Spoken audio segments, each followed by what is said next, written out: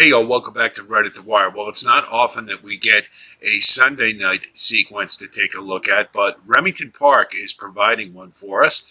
It is an all-stakes pick 5 and includes the Oklahoma Derby, which I got to believe is the last 3-year-old race of the season. So let's take a look at it.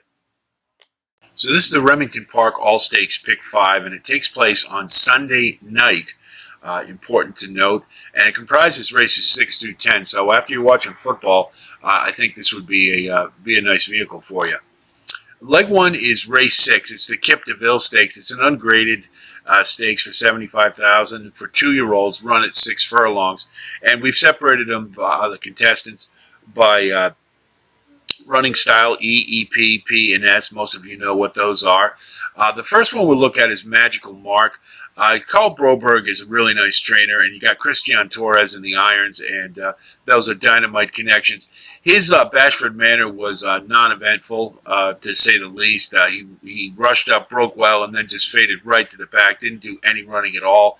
And it leads me to believe that after his impressive maiden win, that maybe he just didn't like the track. I don't know what it was, but he didn't do any running right from the start, so it doesn't mean necessarily he was outclassed or anything like that. I think it was more that there was something amiss there. He's had a freshening, and again, Carl Broberg being a great trainer, I think they'll retool and get him rolling again. I'm not sure he's good enough to win, but I think he can factor in this race on the engine. Good Like Magic is trained by Brad Cox and has been progressing.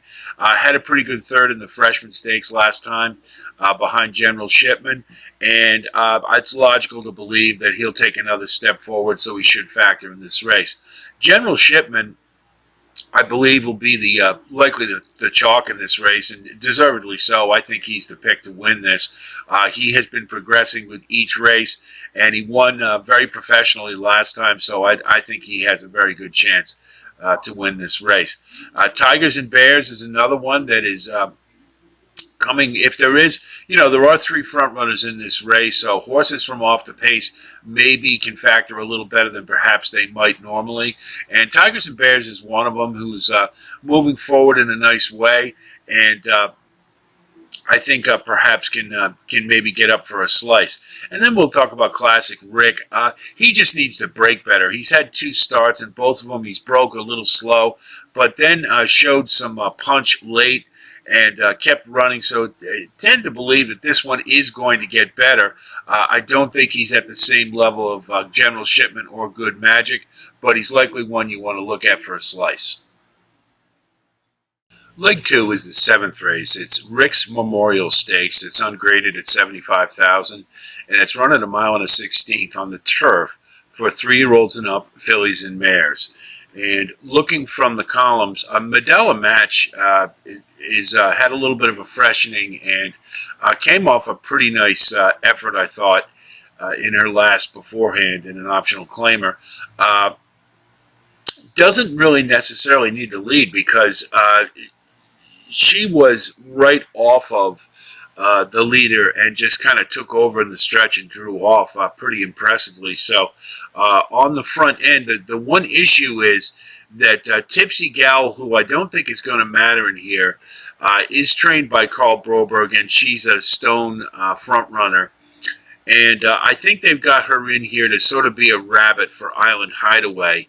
And she doesn't generally... it's basically one of those things. She just runs as long as she can, fast as she can. She never really slows down the fraction. So that may compromise Medela Match's chances a little bit. So something to think about there. Island Hideaway I'm throwing in here because of the rabbit effect, and also that this horse is the last year's winner and has some back class. I think Father Time's catching up with this one a little bit. And so I'm not overly confident this one can be a win candidate, but I think is one that has the class to factor in this race. Probably more under is likely. Family Time is progressing the way you want to, is moving steadily up, and I think last race was pretty solid. So I think this one fits in here, and in being in good form, I think has a chance, particularly being up off the lead and get first jump on the later runners. Templar Red, just as pretty much same thing. Had a really nice race last time, albeit it was a 5-horse field, but had to be shuffled back, and yet was still able to re-rally, swing out 3 wide, and get up in time. And I thought that was a really impressive effort. And coming in third off the layoff, I think Templar Red makes a lot of sense here. Juncture is pretty obvious. Brad Cox, Flavian Pratt ran abroad in classier races than this one. And so definitely has the ability, and won, so has the ability to win here. Probably going to get some pace to run to with Tipsy Gal in this race, and will likely be the favorite. I think is pretty logical. Just I'm not so sure that this one you can lock down as a single, but I like Juncture in this race to be sure. Leg 3 is race 8, and it's the David M. Vance Stakes. It's 100,000 ungraded stakes at 6 furlongs for 3-year-olds and up. And this is a pretty good field. Ernie Banker, I think, of the pace setters, is the most logical. He's coming in second off the layoff. He has the back class, and this one is a real hard knocker, and it's going to be tough because there's some others will be breathing down his neck here, but I think he has the class to compete in this race, and has a positive record at Remington, and I think he's in good shape. Dean's List his form has not been the greatest the last couple prior to his freshening, but I think that's why they gave him one. And he came out last time and finished an okay 4th, but I think it's second off the layoff should be finding him running competitively in this race, and I think he fits. So Dean's List one to think about. Then Steve Asmussen's got a couple. He's got American Experiment and Stayed In for Half. American Experiment, I'm probably a little higher on in that he's been progressing steadily at 4 years old, and he's coming in second off the layoff. Off a really nice effort in the last, a really good second. And the interesting thing is Stuart Elliott has ridden both American Experiment and Stayed In for Half, and he stayed with American Experiment. I think that speaks volumes, because you have to believe he was asked what is his preference. Stayed In for a Half is one that just ran a really monster race last time, and it was considerably better than anything he had run before. It doesn't mean that he'll bounce necessarily, because he is 4 and he could have found it, but I just got a feeling that he won't that he's not going to replicate that necessarily, so I kind of lean towards American Experiment a little more. And then Albizu, he's a closer, and in a sprint he's got to punch his chance if they really put the pedal to the metal up front, and that is possible because you do have a couple, Burning Hunk of Love and Amos Moses Hart, that are going to be pushing Ernie Banker around. I don't think either one of them will be around after about the 3 furlong to the half mark. But anyway, they could be setting a decent pace. And if so, Albizu has a chance. But this horse has had pace to run to quite a bit and never seems to get there. And so you kind of have to believe this one underneath is probably more likely. So the two Asmussens probably look at the best win prospects in this race. But Ernie Banker, I think in particular, may give them a run for their money. Leg 4 is the 9th race, and it's the Remington Park Oaks. It's a Grade 3 running 1 1/16 for 3-year-old fillies. And this is a race that I think you have to find value in, and I'll tell you why. The favorite in this race is Merlotza at 2-1, and I think that she's a paper tiger. If you recall, back at the fairgrounds, she looked like a world beater and was going to keep moving forward and become a force in the filly and mare division, and really has not moved forward. It just seems to be stuck and plateaued. The last couple efforts, particularly the Indiana Oaks, she really didn't fire very much at all.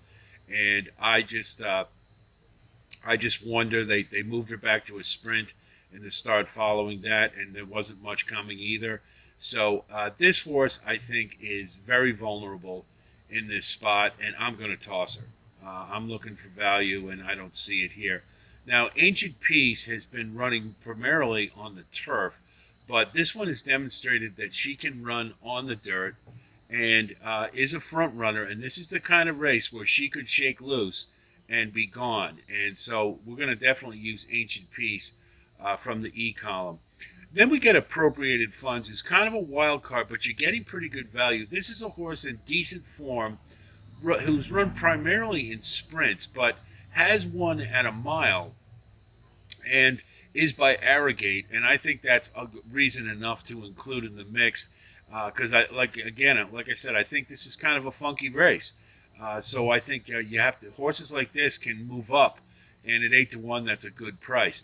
Nomadic Pride just won her last race, trained by Tom Amos, and this one is in really good form right now. Coming off a layoff, ran a career high, and that's what you want to see from a 3-year-old. So taking another step forward would definitely make this one a player in this race and likely a win candidate.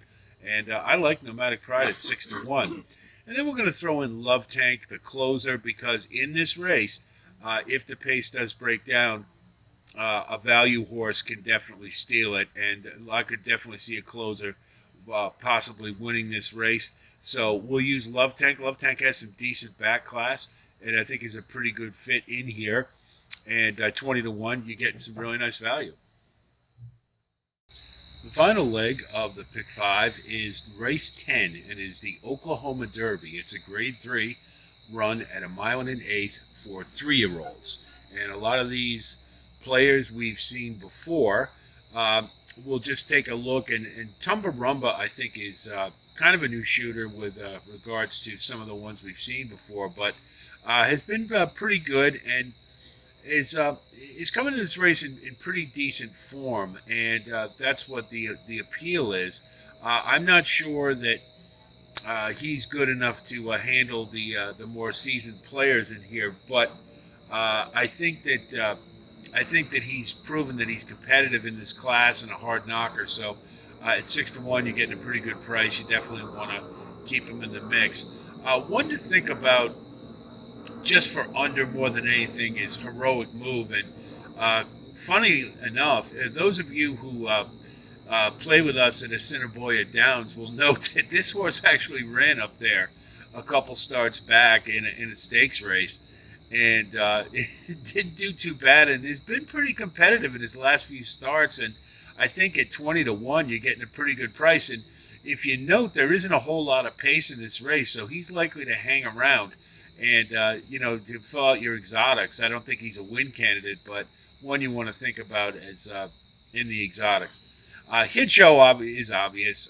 The problem is for him, he's parked in the 13 hole, and that obviously presents quite a bit of difficulty getting to his spot. But this is an honest horse. He always brings it, and if anybody can get to where he needs to and actually take this one down, I think he can. He certainly has the class, and this horse has been a Grade 3 stakes horse, running a little out of his class, and I think this is a really good spot for him, and he's certainly one that you want to think about as a win candidate. Then we've got a couple other familiar faces. Raise Kane is another one who has really needed a break, and he's finally got one. And I think firing fresh, this one should be competitive, and he does have the advantage of being towards the inside, so we should be able to get position and be ready to strike. So I think Raise Kane makes a lot of sense in this race. Cagliostro is another one that,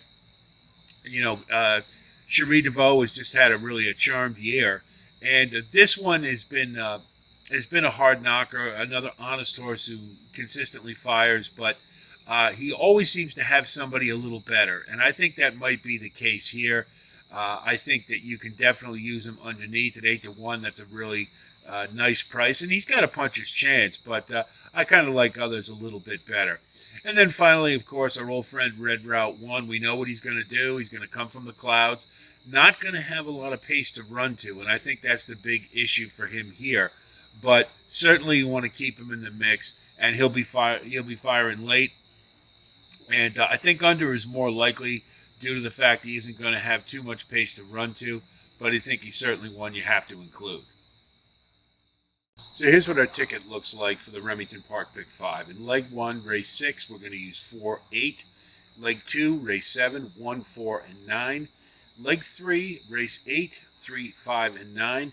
In leg 4, this is the tough one. We're going to try to beat Merlazza, and I think we can, with 5, 6, and 8. And then finally, in the Oklahoma Derby, race 10, we're going to use 2, 3, and 13. So that's 2 by 3 by 3 by 3 by 3. That's an $81 ticket on a 50-cent base. So that's the Remington Park Pick 5. How do you like the new lighting, by the way? I think we needed it, so we added it. I think it's a pretty challenging sequence. It's really hard. It certainly can't single anybody. We're going to try to beat Merlazza in the Oaks. I think that's the really big challenge we have. But I think she's vulnerable and should offer some nice value, and it should round out a pretty good payout if we can get it.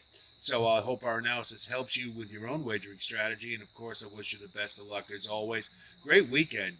Three sequences, 3 different tracks having some multiple stakes. So I think there's a lot of fun with it. And nice to have this one on a Sunday night to cap out the weekend. So that's it for here. And, of course, if you do like what you see here, please like and subscribe. And we do thank you for coming along with us. And thanks to all of you new people who have signed on. We appreciate it. And good to have you for the rest of the Thoroughbred season. So we'll talk to you soon. And until then, be well.